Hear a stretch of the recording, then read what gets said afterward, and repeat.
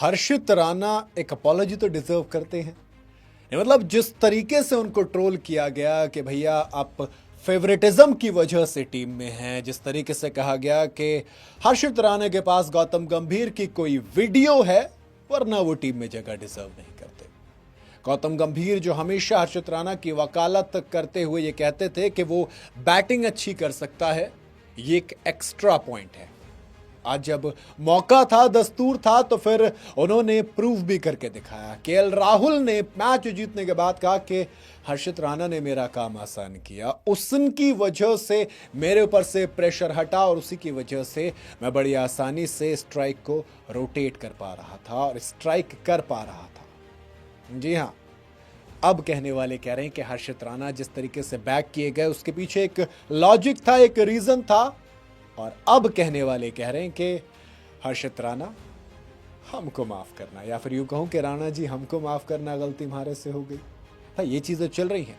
हर्षित राणा पिछले कुछ वक्त में उन्होंने बताया कि क्यों ये एक वैल्यूएबल एसेट है। पहले तो बॉल से हेनरी निकोलस, डेविन कॉनवे दोनों ओपनर्स का विकेट चटकाया तब जब इंडिया को जरूरत थी, क्योंकि सेंचुरी का ओपनिंग स्टैंड था। न्यूजीलैंड एक बड़ी टीम है, कोई छोटी मोटी टीम है नहीं। वहां पर आप पहले 2 विकेट चटकाते और उसके बाद 23 बॉल में 29 रन तब मारते हो जब इंडिया को बेइंतहा जरूरत थी। 30 में 30 चाहिए थे।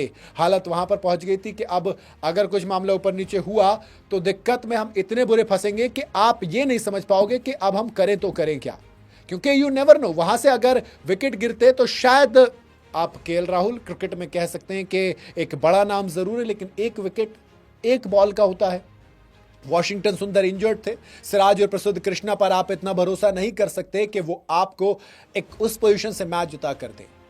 तो यहां पर हर्षित राणा, जिनको लोग टीम में नहीं रखना चाहते थे, अब इरफान पठान कह रहे हैं कि मेरे लिए प्लेयर ऑफ द मैच हर्षित राणा है। ये एक कमाई हुई चीज होती है भाई। फाइनली एक ऐसा नंबर 8 जो 30s में स्कोर कर सकता है, जो 145 को क्लिक कर सकता है किसी भी फेज में। तो अब गौतम गंभीर के पास जो 2 एक्सपेरिमेंट थे, एक वरुण चक्रवर्ती सक्सेसफुल, दूसरा हर्षित राणा सक्सेसफुल।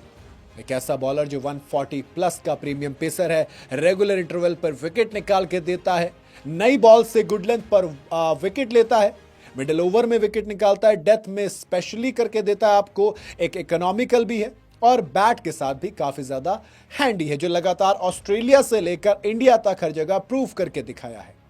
तो कहीं ना कहीं इंडिया को महज 24 साल का एक ऐसा टैलेंट जो वक्त के साथ और भी ज्यादा बेहतरीन होने वाला है, वो मिल गया है। इरफान पठान, जिन्होंने ट्वीट कर कहा कि हर्षित राणा जिस तरीके से इंडिया को कंसिस्टेंटली ब्रेक थ्रू दे रहे हैं, दम है।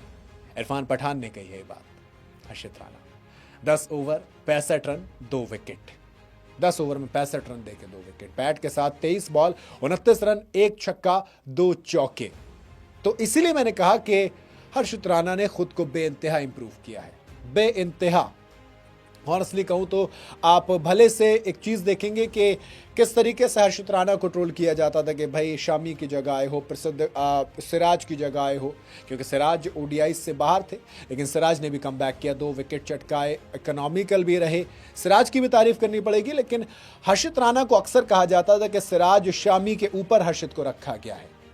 लेकिन दोस्त, जिस हिसाब से काम कर रहे हैं, पिछले 5 मैच में 10 विकेट निकाल के दिए, ओडीआई के अंदर 27 के करीब का एवरेज है, इकोनॉमी 5.6 की है, ब्रेक थ्रू स्पेल है, एंड यॉर्कर पे जिस तरीके से कंट्रोल, अब स्लोअर 1 पे जिस तरीके से कंट्रोल दिखाया है, वो बताता है कि हर्षित राणा ने खुद को वक्त के साथ कितना इंप्रूव किया है। और अगर इस तरीके से कहानी चलती रही तब आप ये कहेंगे कि हाँ, टीम इंडिया को वाकई में एक डिजर्विंग प्लेयर, और एट द मोमेंट अगर आप कहोगे तो आप सिराज से ऊपर रखोगे हर्षित राणा को और शामी से पहले रखोगे, क्योंकि एक प्रॉपर ब्रेक थ्रू वाले प्लेयर हैं। बाकी आप बताइए आपका क्या कहना है कमेंट के अंदर। वीडियो अगर आपको पसंद आई हो तो इसे लाइक और शेयर जरूर करें।